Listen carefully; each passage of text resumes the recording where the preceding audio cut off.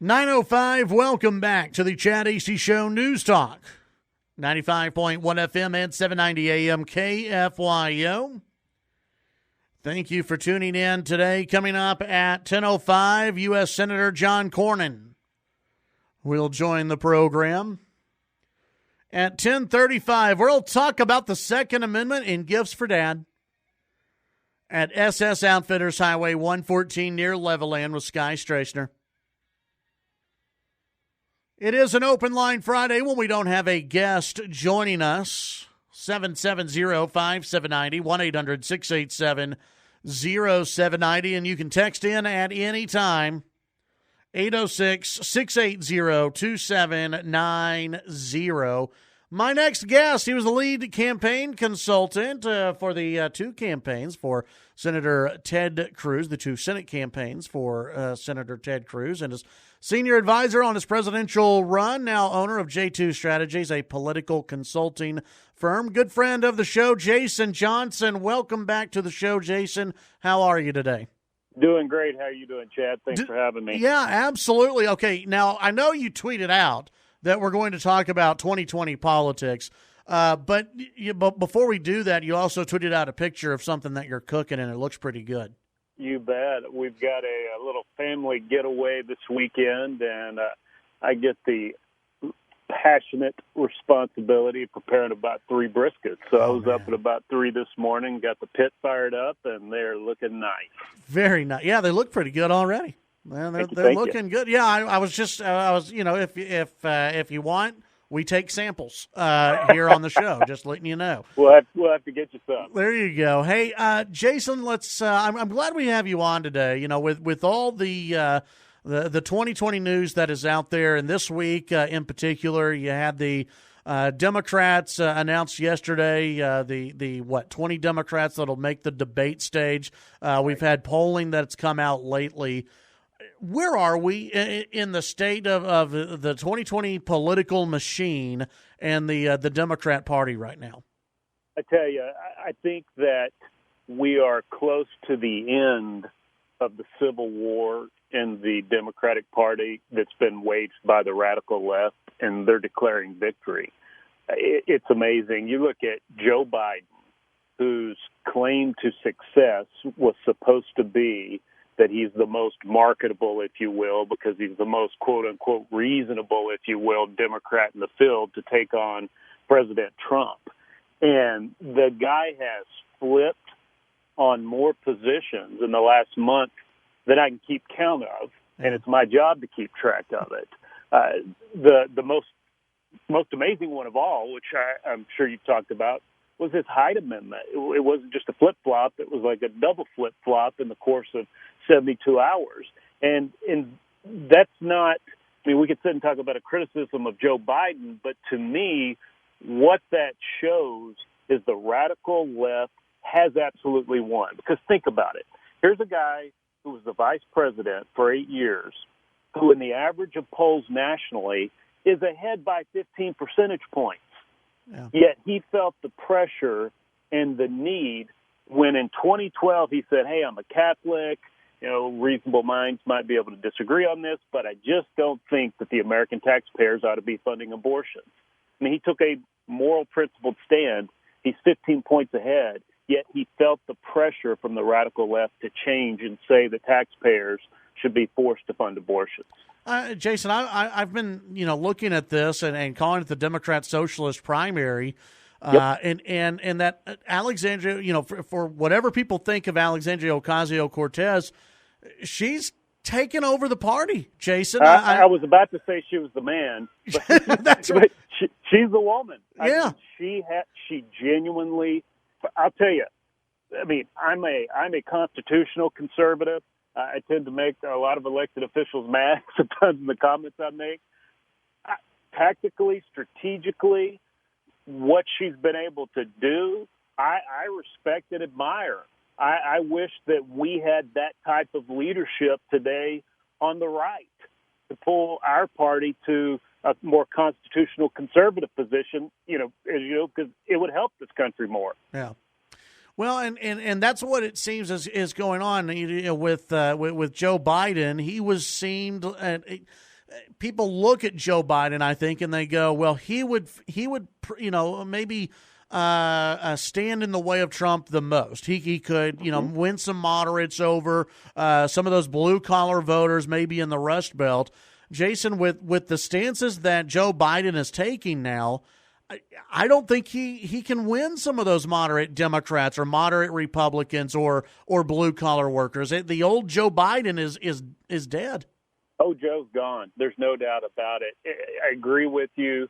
I mean, it would be one thing if he had taken this hard left turn that he's taken, and we were looking at a situation across the nation and specifically in these Rust Belt states where the economy had been in the tank. But we know the story there: record low unemployment, record wage growth, and so he's up against this economy with the backdrop of the Obama economy, and then on top of it, the social issues, the moral issues, the cultural issues that he's just gone nuts on.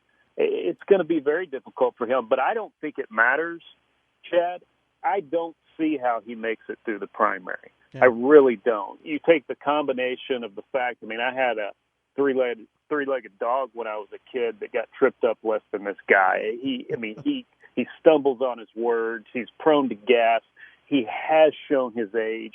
They've got him in hiding. So that alone is a huge liability for him. But add to it the reality of what we were just discussing about some of his previous positions and how radical leftist this Democratic base is. They're not going to let him off the hook. And the more he flip-flops, the less authentic he looks to them. He's ahead 15 nationally, but in Iowa, he's only ahead 4. And that tells you a lot. Well, and Jason, he keeps on slipping in the national polls, correct?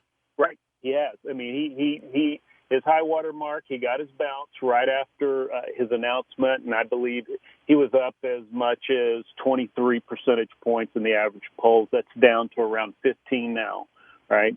And as I said, go to Iowa where they're focused, they're actually paying attention. And as you know, man, the Iowa caucus goers, both Republican and Democrat, they expect they're going to lay hands on you, not in the way Biden likes to do. They're going to ask you questions. They're going to put you on the spot. And he's already shown he's afraid to go there other than to get on a stage and lob a few attacks at the president, and that's not going to cut it there. Jason, among the Democrats who are running, who are you watching the most? Who are you most interested in right now or you think has the best chance of winning the nomination as of today? You bet. So first of all, I think the one with the most upside based upon current polling position is Buttigieg. The last poll that I looked at, you still had a third of Democrat primary voters nationwide who never heard of the guy. Yeah. Yet he's polling in the top 4 or 5. And among those who do know him, he has some of the highest favorability ratings. People, the Democrat voters really like him. And I think he's scary. While he is a leftist without question, he's very smart. He's a very skilled communicator. And he is one of those politicians who has the ability to connect and to thread the needle to come across as reasonable, even though the policies that he advances are not. Elizabeth Warren has made quite a turnaround. She's on the rise in the state of Iowa. She also, I saw a poll recently where she has come past Kamala Harris in her home state of California. And then, in addition, would be Kamala Harris. I'm leaving Bernie to the side. Obviously, Comrade Bernie's got the socialist bloc pretty much tied down now, so he will continue to be a contender. But those 4, in my mind, really are they're the ones to watch. If Ocasio-Cortez endorses Elizabeth Warren, does she pop? I think she's going to pop above Bernie no matter what. But do you think that's kind of the kiss of death for Bernie Sanders? I think that would be devastating to Bernie. Be clear. There's a reason we call them Bernistas and the Bernie Bros and the Bernie Gals. He has a loyal following, much like our friend Ron Paul had for so long. There is, without question, I don't know the percentage off the top of my head, Chad. There is a loyal base that will never abandon him. But no doubt, back to what you said earlier, AOC is the leader of the party. If she were to lend her passion to Elizabeth Warren, whose slogan has basically become, I've got a plan for that, it would be a huge boon to Elizabeth Warren, Pocahontas' campaign for sure. Yeah, visiting with Jason Johnson here on the Chad Hasty Show. Let's get to polling. And a Quinnipiac poll came out in Texas. Jason, the national media, obviously, they had a lot of fun with this. We're still a long ways away from Election Day. Do polls, whether it's Warren versus Trump, Biden versus Trump, Bernie versus Trump, does any of that matter right now? Not much, no. What matters right now is the economy. And you look at the presidential election predictive models, which, by the way, did predict that Trump would win. So set the polling aside. The economy in the second and third quarter in the year before the election is critical to his success. These polls are basically as you know, they're a snapshot in time, but it's also do I feel good or bad, positive or negative, favorable or unfavorable toward the president, and some generic individual, right, who you can't really name today. It doesn't mean anything to say, what about Elizabeth Warren? Well, I don't know, because I don't know if it's going to be Elizabeth Warren. Yeah. You've got to have both the nominees going head-to-head and branding themselves and one another before they matter. What do you think is going to happen on the debate stage? Maybe, I guess, the two debate stages. I tell you what, I don't know if you drink or what your drink of choice is, but I have it at your side. The Democratic Party has look, it was a mess what we went through in 2016, and it was so difficult just from the perspective of the candidate and then the candidate staff in preparing. The debates, as you know, they're sound bites. So it's not as if when you have that many people on stage, you really get into a lot of substance. And so what it becomes is a moment, an opportunity, particularly for the lesser-known candidates, to get some one-liner in that's going to go viral, that gets them more media attention. And what that tends to mean is there's an incentive to be more controversial, edgier, and more extreme. So you look at some of these nutcases that are running, I predict that the Democratic Party is going to change the rules real dang quick after this first debate to figure out a way to get some of these guys who clearly don't have a chance off the stage, because it's not going to go well for that party as a whole. What happens on the stage? It's going to be a mess. Yeah, I think so. Jason Johnson, J2 Strategies, appreciate your time today. I look forward to visiting with you throughout the 2020 campaign, and we'll let you get back to those briskets. You bet. Thanks, Chad. Have a good day. You too. That's Jason Johnson, owner of J2 Strategies, political consulting firm. We'll be right back. Chad Hasty Show, KFYO.